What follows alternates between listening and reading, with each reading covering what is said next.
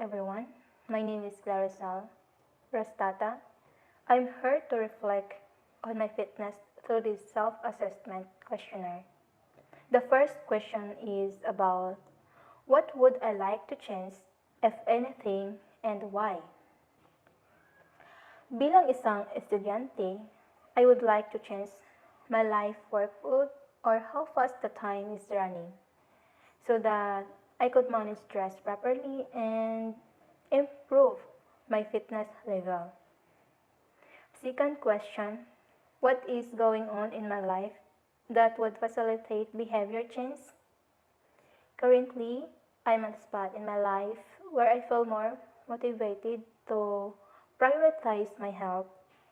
However, I do face challenges.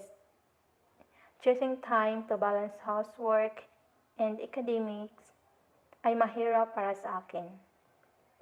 That's why sometimes I get moody and skip my regular exercise when there is multiple schoolwork na kailangan tapusin. Third question, where am I now in my physical activity level? For now, I rate my physical activity level as a moderate because I only do walking and stretching at home. That's it.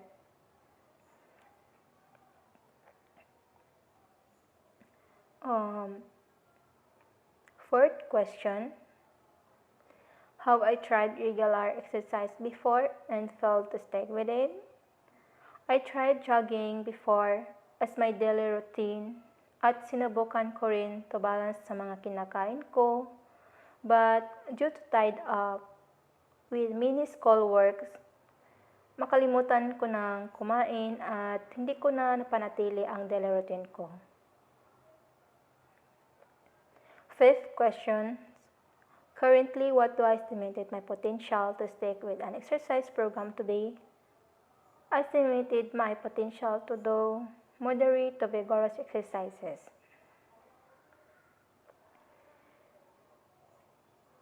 Sixth questions, what unmet personal needs am I thinking of attempting to meet? Sa tingin ko, kailangan kong matugunan ang aking pangangailangan para sa aking sarili. Dahil minsan ay di ko na malagaan ang aking sarili. May mga oras na makalimutan ko ng kumain. So, wag niyo pong gayahin yan. Last questions. What is it about my body and mind that I am unhappy with that could be positively affected by exercising regularly? Lack of self-confidence. Palagi ko kasi iniisip that I'm not good enough.